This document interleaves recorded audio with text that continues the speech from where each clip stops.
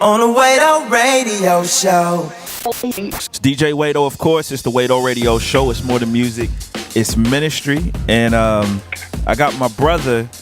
See, I used to just say he was a rapper and a poet, but now he's got this other stuff that he's doing now. He's podcasting. He's about to be a multimedia platform out this joint. But propaganda is what's on the line, man. What's up, bro?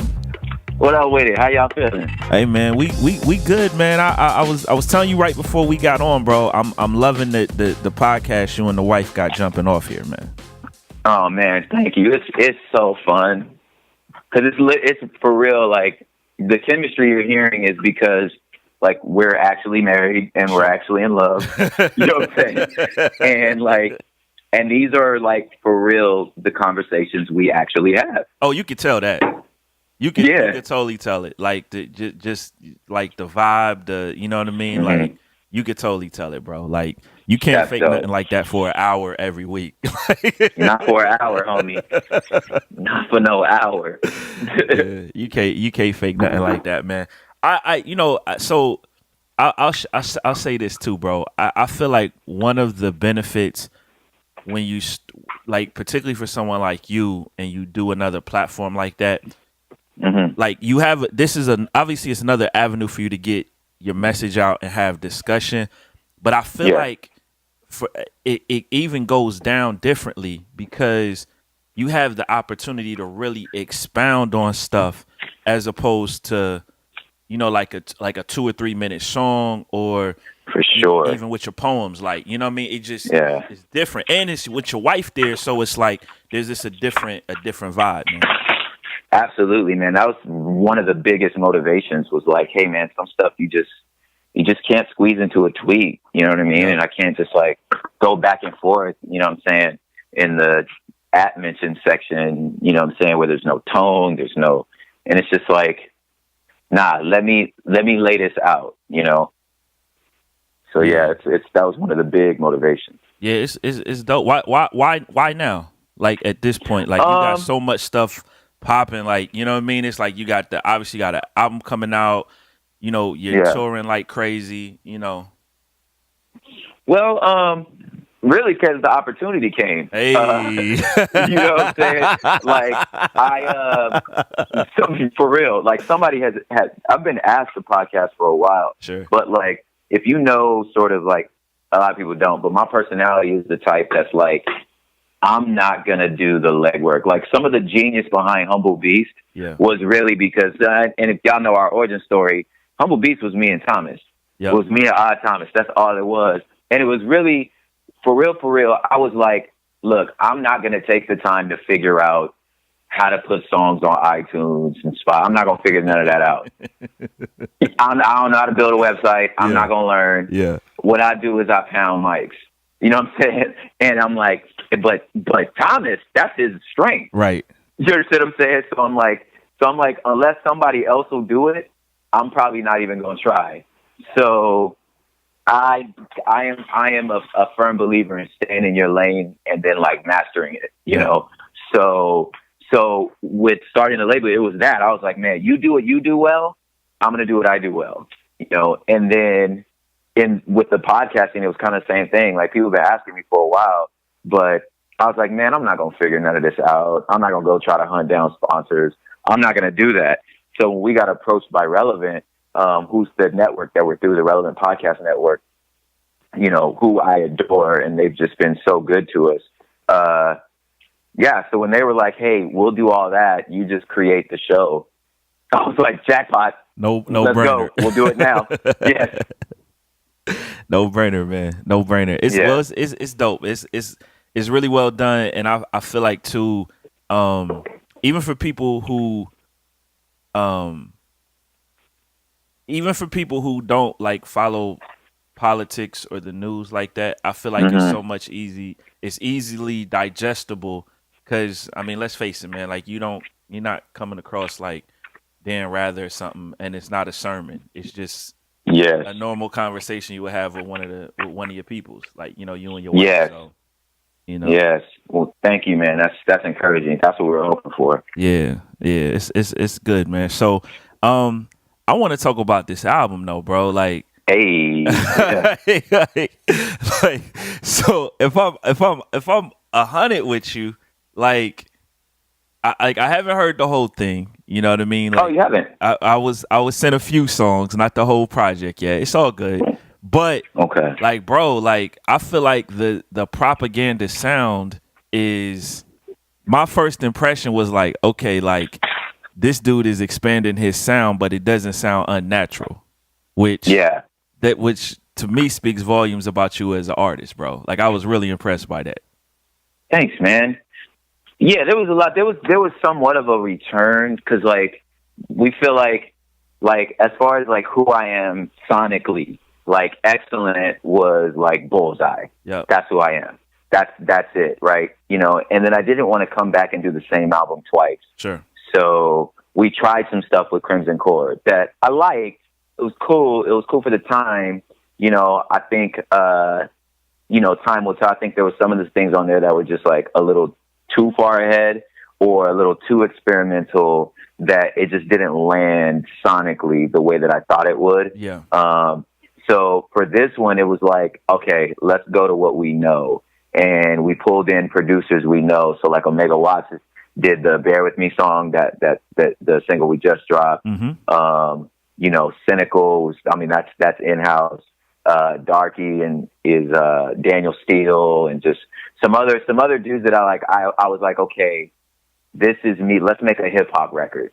You know what I'm saying? And just kind of like, again, like playing to my strengths and just trusting the producers. Like, you know what I'm saying? Rather than just kind of hovering over, like I'm different than like an Andy. Like Andy wants his fingers on every kick, every snare, Mm-hmm. every synth. Like he has this like producer sort of like lean to him. I'm not that. Like I'm a wordsmith. I'm more like, look, let me just trust you. I know what I like. I know what I feel like I sound good on, but I'm going to trust the producer to be the producer. Yeah. And then there's that. And then a lot of it was really just Braille, man, you know, A&R and the whole thing. And like, you know, mixing and engineering. Like he's a quirky, weird, like genius. Yeah.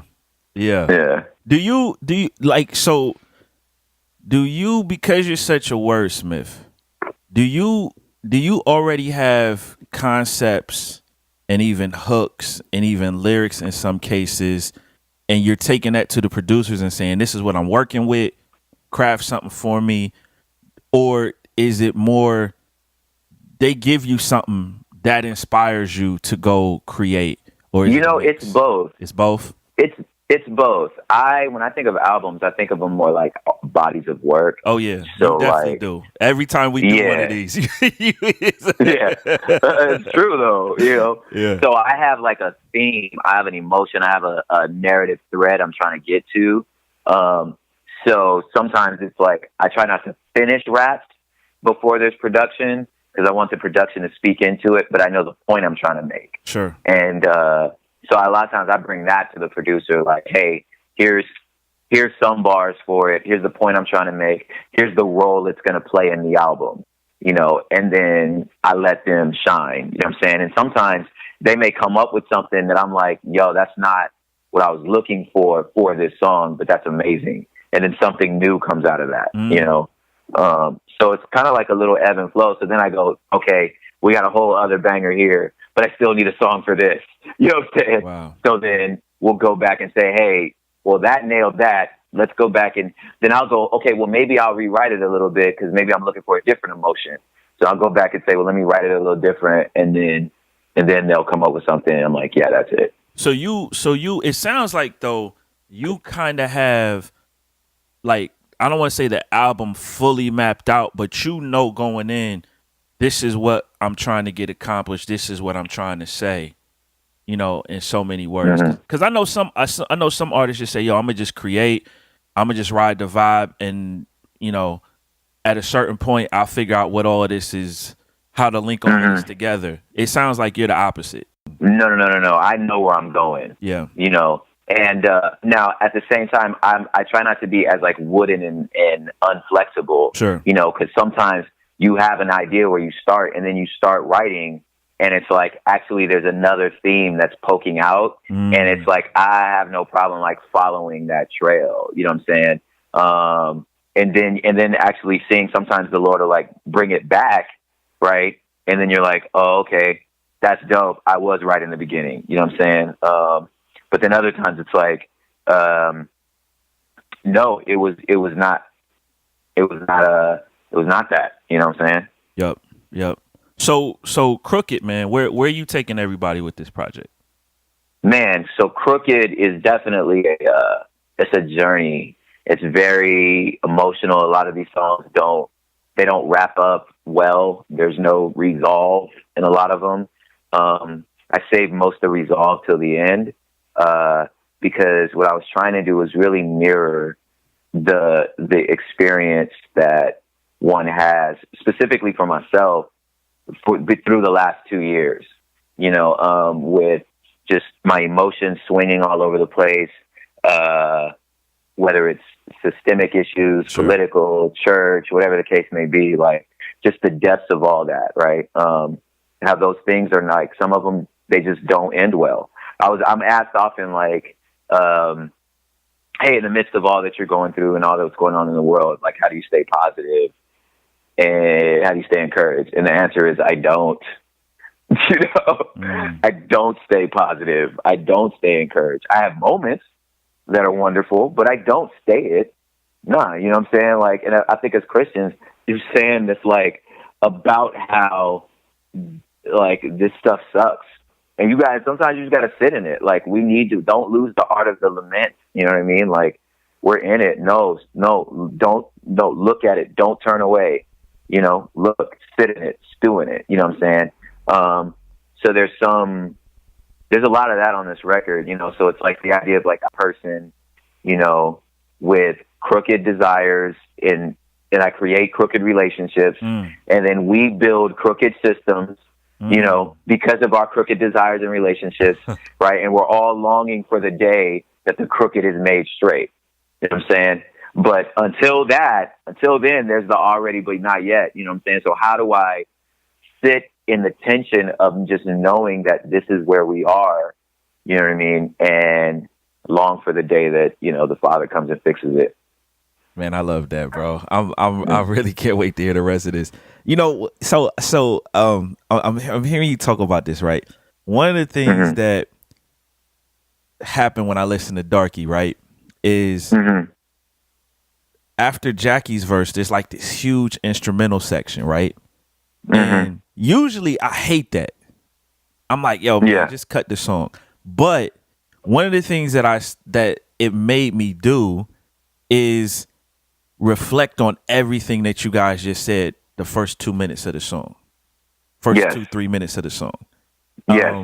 And hearing you talk about the unresolved nature of some of this stuff and you resolve it towards the end, I was like, okay, that was intentional. Like, I felt that emotion, but that was absolutely intentional. Yeah. And then you you getting personal, you like me, like we're on the darker side. Right. You know what I'm saying? And like, so it's one of those things where it's like, yeah, man, sit in this much, sit in how much, how much power we've given to, there's power that culture took and then there's power that we gave them. Yep. You know what I'm saying? Yep. And I felt like with that one, I'm like, yo, this is one of the things, man, we gave y'all this. Yep. You know what I'm saying? Yep. And I needed to sit in that reality where it's like, yeah, I've been under the crushing, weight, but then I'm going, damn, like, man, I internalized this. Yeah. and I didn't have to. You know what I'm saying? I went to elementary school, middle school. I went to school with all black kids, right? High school, I go to a Catholic school with rich white kids, like rich white kids, like all boys school, rich white kids. Like, these kids' parents own tons of businesses in Ohio, money, like the whole 9 yards, right? Total culture shock. So when I'm listening to that verse, even the first line, like, you want to be Puerto Rican. I didn't necessarily want to be Puerto Rican, but there were times where I was just like, man, I don't know if I want to be black. And that's in high school.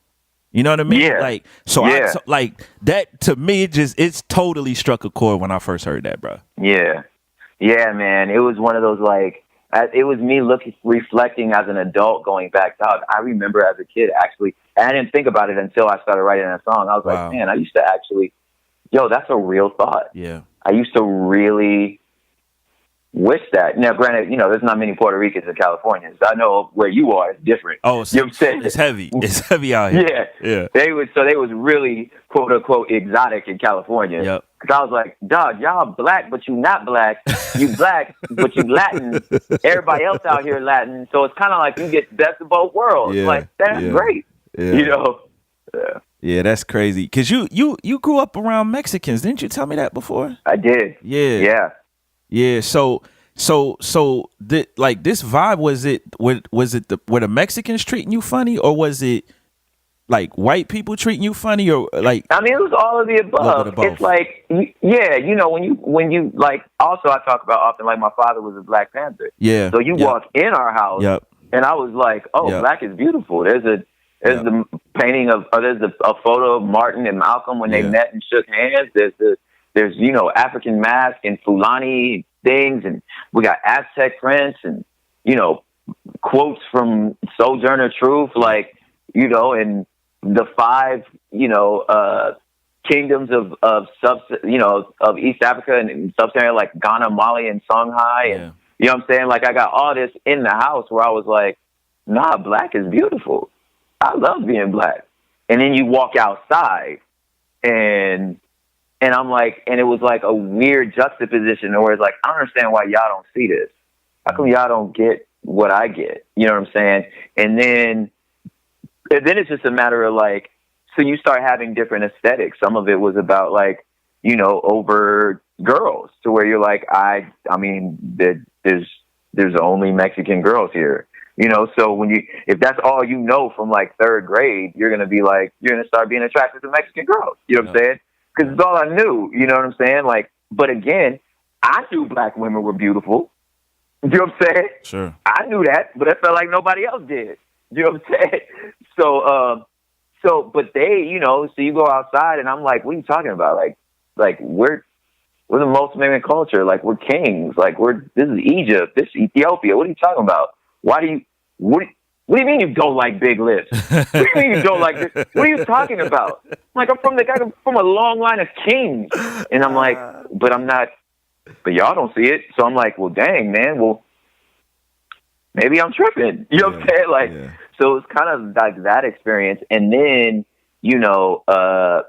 hearing it among, our own community, because since my house was so like militant, if you will, like like all black people ain't like that. You know what I'm saying? Like some of these we just in LA, like these is hood black folks. True. And my family was like, man, my dad kind of got on their nerves. You know what I'm saying? It was like, oh, here he come with that revolutionary stuff. Yeah. You know what I'm saying? So so they didn't think it was like that, and some of them, like some of my cousins are a little more fair skinned, and they ladies men, they real attractive, you know what I'm saying? And they made fun of me because it's like, well, you dark, you know what I'm saying? And it was like stuff like we just do among ourselves. You just like, dang, man, well, how do I, in my head, I was like, it seems like the perfect mix is Puerto Rican. Your pops was the Furious Styles of the hood, huh? Yes, that was my dad.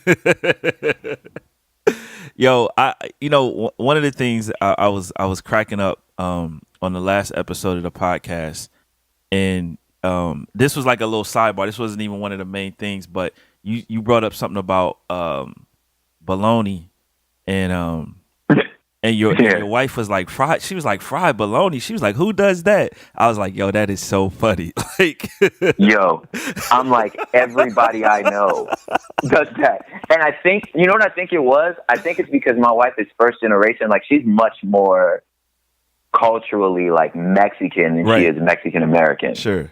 You know what I'm saying? So I think that was why. Yep. But I was like, that was a legit response. I had no idea in our entire marriage that she never had a fried bologna sandwich. Oh, I could tell. I was like, what? Yeah. I almost wanted to like stop the podcast and make her one. I was like, we're gonna pause this. We're gonna go to the store and make you. Yeah. Yo, my pops, he ain't had to eat fried bologna in so long, but bro, he still eats it, bro. It's like, that's so funny. It's real. He still eats it, man. So But that's good though.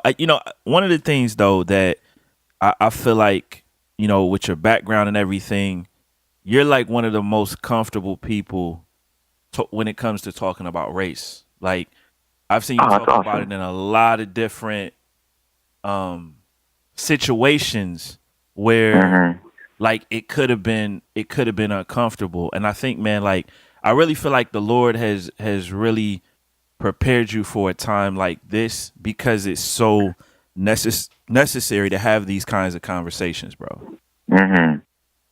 Man, thank you for that. Yeah. I try to make sure I have like a combination of like grace and fearlessness.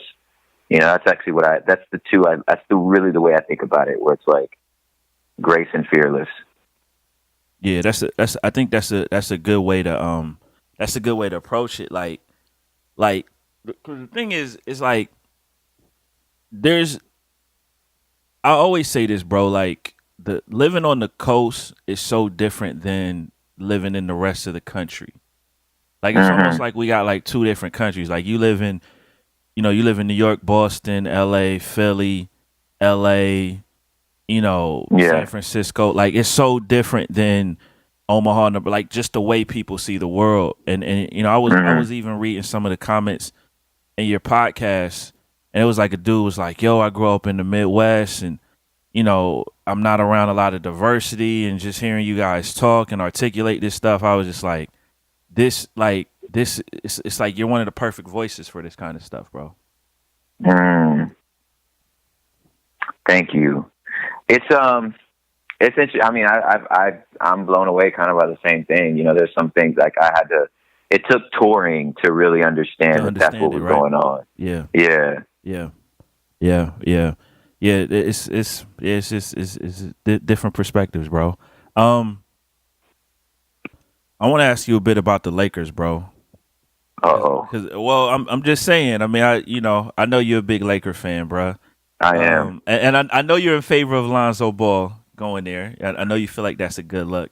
How did you Yeah. feel about them trading D'Angelo the other day, though? I wish they were trading Nick. But it's like, I feel like, yeah, like what, if you get Ball, like what role does D'Angelo What play? does he do, right?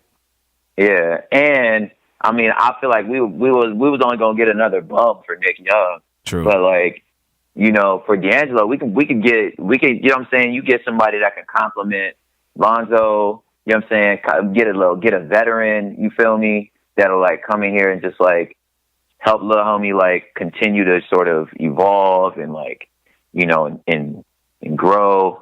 I mean, draft day's today, right? Yeah, draft is tonight, So bro. we'll see. Yeah, we'll see. I mean, we'll see if we pick him. You know what I mean? I don't see why we wouldn't, but like, um, yeah, I'm a little disappointed, Yeah, but I man, get it. I'm trusting Magic, man. He's always done Laker Nation right, bro.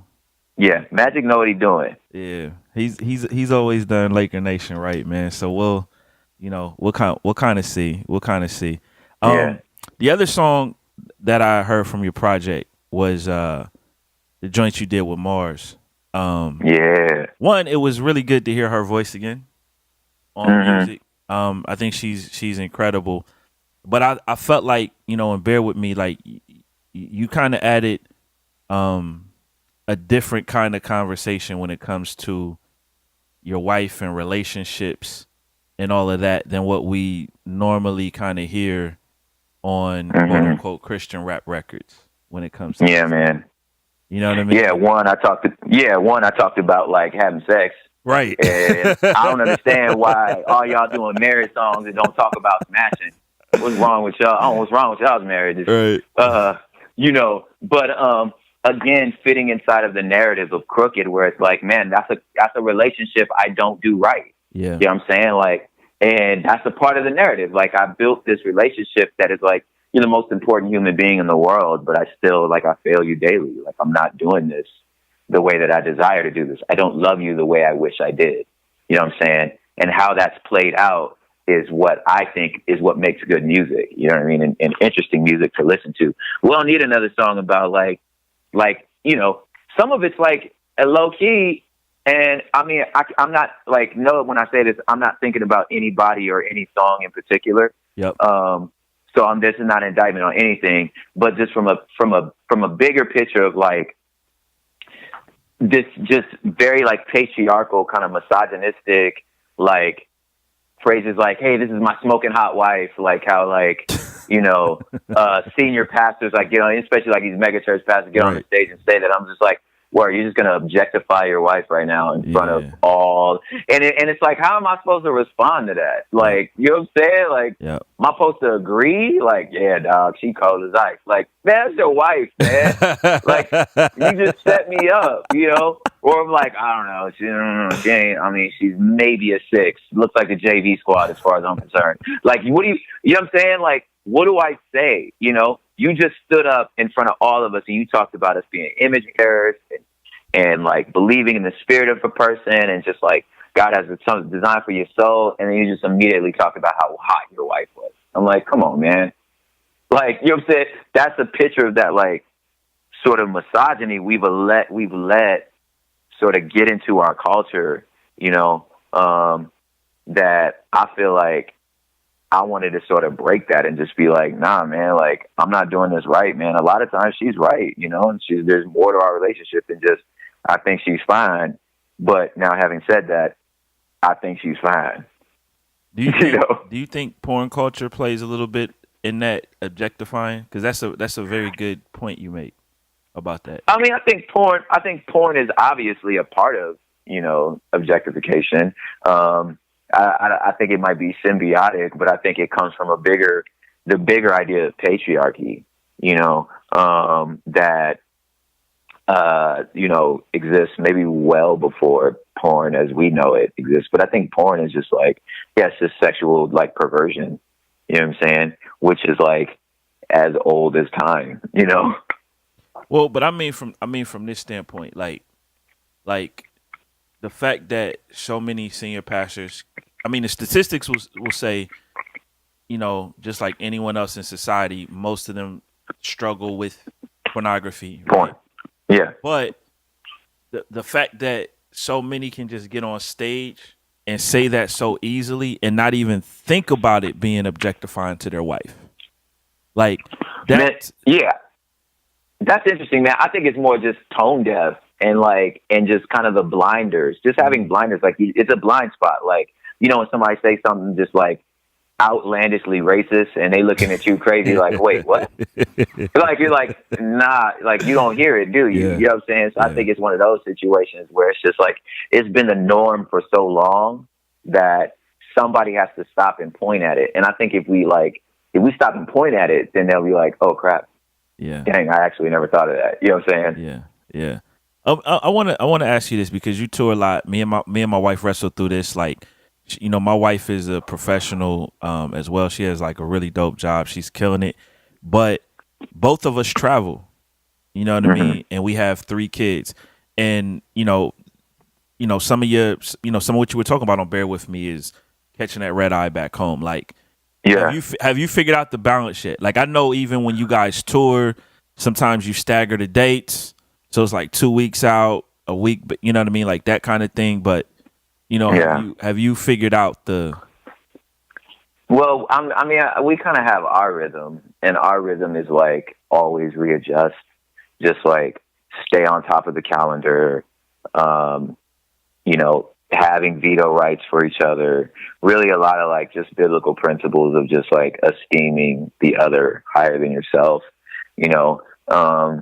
So there's a lot of it, like from the 30,000 foot, like there's a lot of that. But then for us, it's like, yeah, just like I said, like we like do checkups like every, you know, really every quarter to kind of be like, hey, is our system working? You know what I'm saying? What do you need? Like, what's better? You know, hey, do you have an album coming up? Okay, well, if an album coming up, I know you're going to travel more. Well, let me, you know, my wife will like go in and just say, okay, like, just make sure you don't go anywhere during this week and this week. You know what I'm saying? The rest of it, I get it. We'll figure it out. But can you help me? Well, if you know you're going to be gone there, can you help me think of childcare? Like, help me right now You know what I'm saying? Don't put that all on my plate while you're gone. You know what I'm saying? Bruh. So stuff like that, you know what I'm saying? Which is fair, you know? Yeah. So like, and then vice versa, where it's like, if she's like, hey, I got to go to a conference, you know, here, or I know I got to work late these nights. Here's, you know, Lydia's number, you know what I'm saying? Here's the Hortons number, you know what I'm saying? Like, yo, you could set it up with them, you know what I'm saying? And then like, there's just an understanding that like, okay, cool.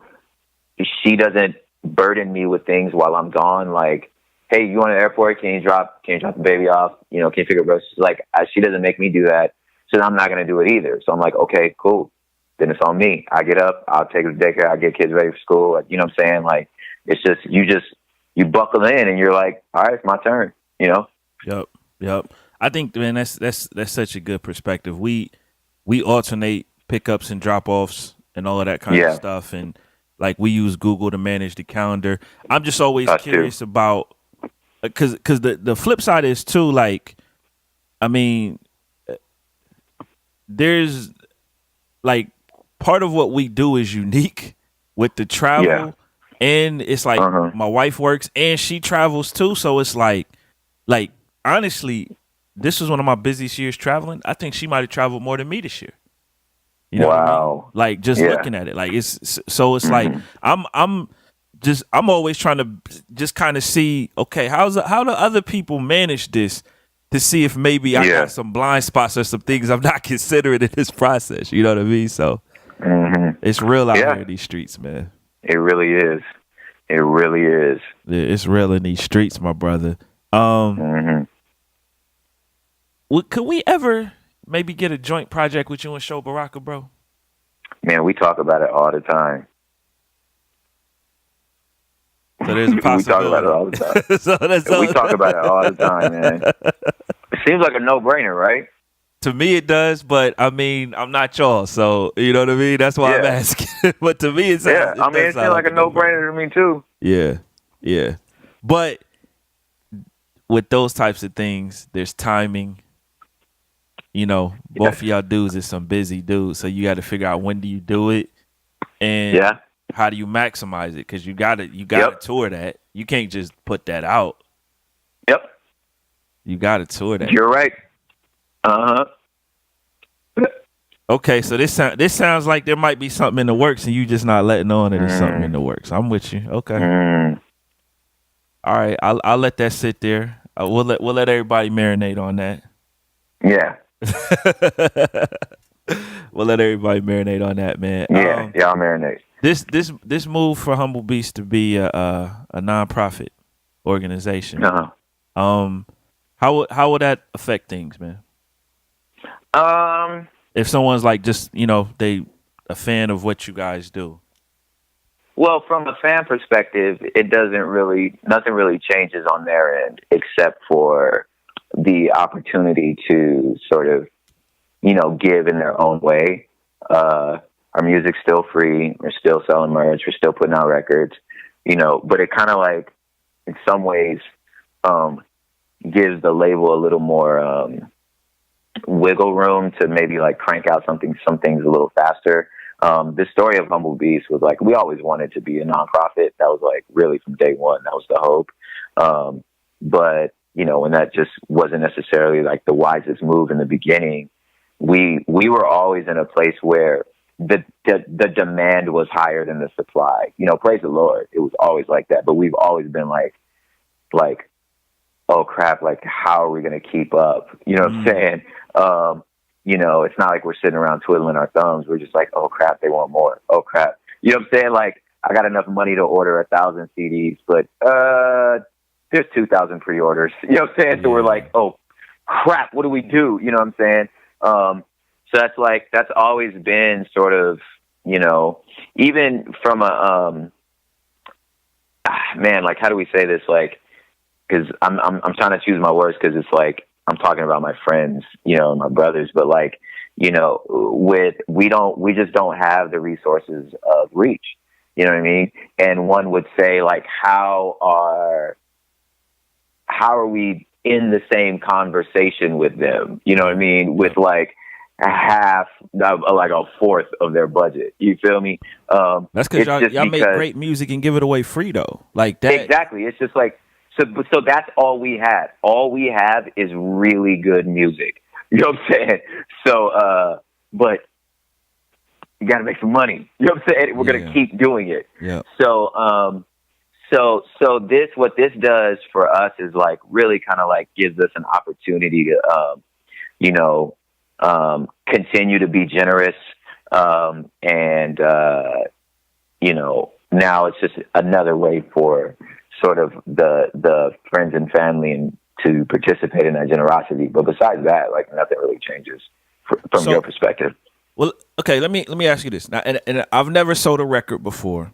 So, I'm just throwing this out there.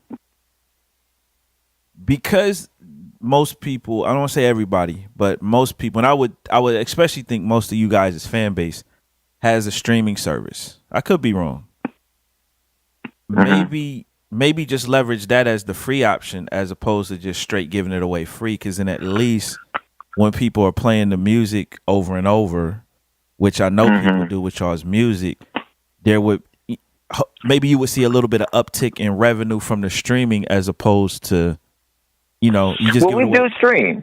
No. We do stream. I know you stream. I mean, everybody. I know you stream, but what I'm saying is, if people didn't have the option to just download it free, and all they did was they did more streams theoretically, maybe that may generate more streaming revenue. Yeah, I mean, our streaming hasn't changed, and really, like, who opens up their laptop and downloads a record anymore? So, like, the idea of like the free model is just it's built in our ethos, and like, y'all was ahead of the curve with that. We were ahead of the curve, you know what I'm saying? But the curve is caught up, you know what I mean? So like, we don't necessarily rely on downloads as much as we would have back then. Yep. You know what I'm saying? But to just like to dead the whole thing, I feel like would just kind of be sort of against our ethos. But like we don't, I don't see that. At least as far as the numbers are concerned, like it hasn't pulled away from any streams at all. I got you. That's yeah. Fair. That's fair. But I appreciate that. Appreciate the advice. I don't even know if it's advice, bro. I wouldn't call it that. It was just a question. Yeah. It was just a question, bro. It was just a question, man. What else does Humble Beast got in store this year? I know you guys do the conference in the summer. Yeah, Canvas is coming up. Yep. And you're touring, right? Didn't I see you advertising a tour? Well, right now I'm doing these listening parties. Okay, have been super dope.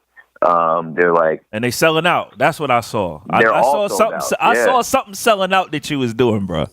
It's pretty crazy, man. They all sold out. They're real intimate. Like we're talking through the album song by song, taking questions. It's really dope, man. It feels like such a like great connection with the people on the other end of like, there go my daughter's toy.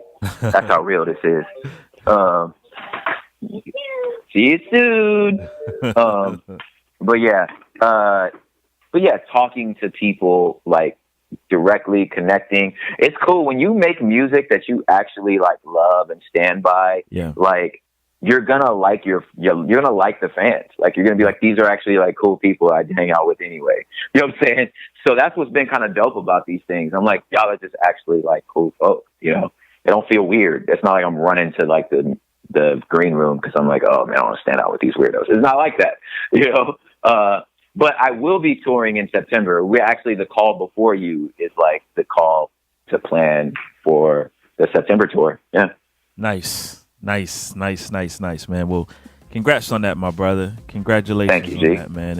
And again, much success on the podcast and the new album. And, thank you, brother. All of that stuff, bro. Yeah, man.